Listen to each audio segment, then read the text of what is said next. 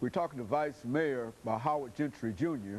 And of course, Mayor, before we had our first commercial break, you were talking about some of your experiences, and I think we sort of got tied around you selling cars. But again, let's pick up at that point and to explain to us some of the things that you've been involved with. Well, of course, and we did in the last segment, and that was just a time in my life where I became aware that I could sell. Mm-hmm. I could actually sell, but I also experienced people trusting me and believing me because I tried to tell the truth. I tried to do it the right way, and people believed me and in turn bought my product. Well, my life moved on. I went to law school at the Nashville School of Law, and while I was in law school, TSU called and offered me an opportunity to come to work there as Director of Development.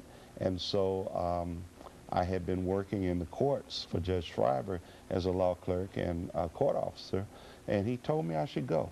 And so I went and spent 15 wonderful years there as an employee and had the opportunity to serve in many positions, executive director of the TSU Foundation, athletics director, assistant vice president for development, associate vice president for technology and administrative services. And it was just a very awesome time there.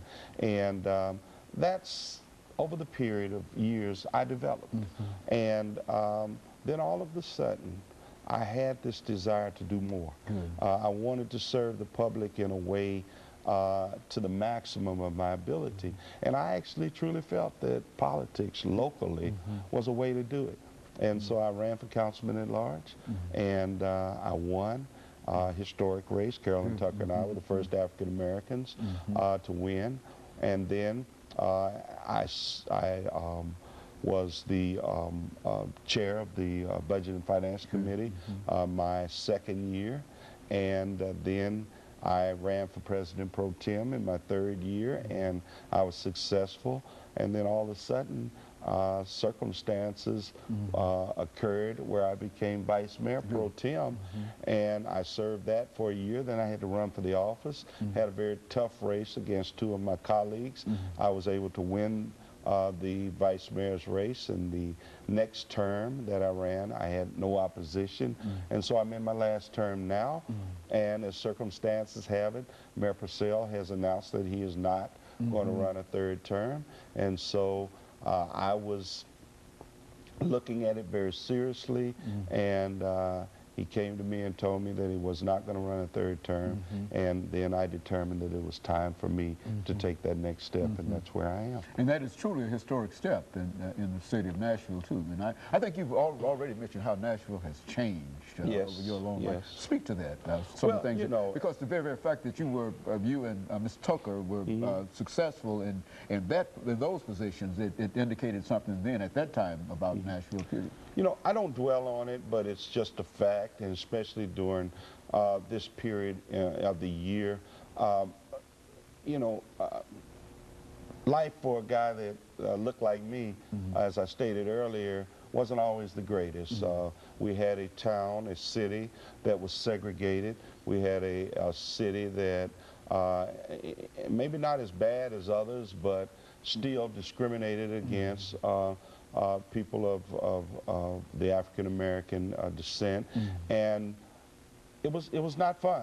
It was not fun during those periods, but you know, I told you that it was a blessing that I grew up on TSU's campus because I had my own little city to grow up on. But the reality is that there were times that I went to the courthouse. I'll never forget going to the Capitol and seeing colored and white bathrooms and saying, my goodness, I can't even go to the bathroom that the governor uses, and to go to the War Memorial Building and have to sit upstairs, and to go to Centennial Park and not be able to go on the side where the lake was and fish in the pond.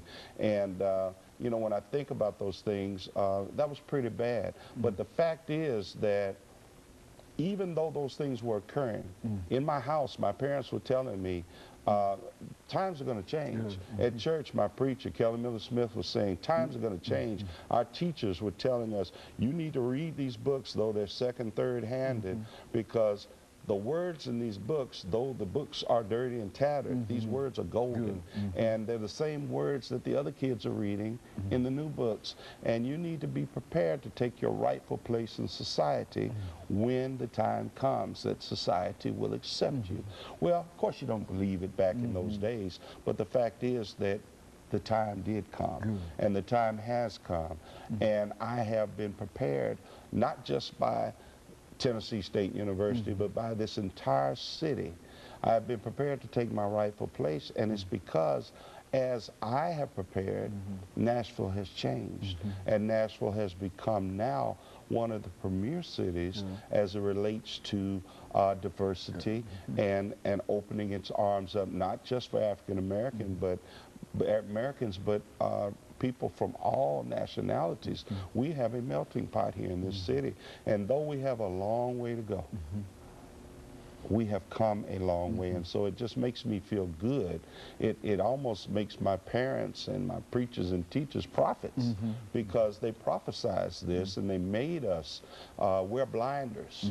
They made us forgive. They made us not forget, but forgive, and to not get caught up with that anchor to drag us backwards, but to continue to move forward with hope. And now here we are, and here I am running for mayor, and feel very confident that I have a very legitimate chance of winning this race, because I believe that Nashville has accepted me, Nashville believes in me, and also Nashville is ready. You know, I'm reminded, as we make preparations for this second commercial break, that I had your father on this show many, many years ago.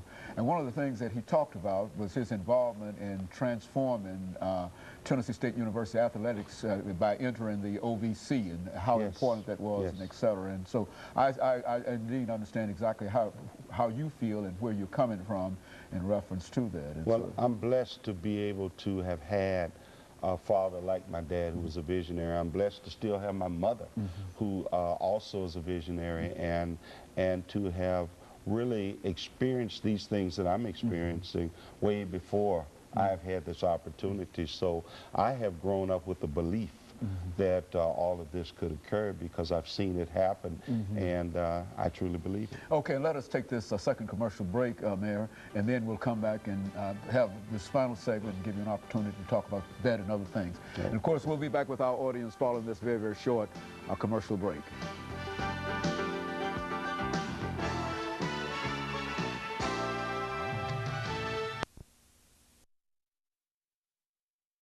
This is a profile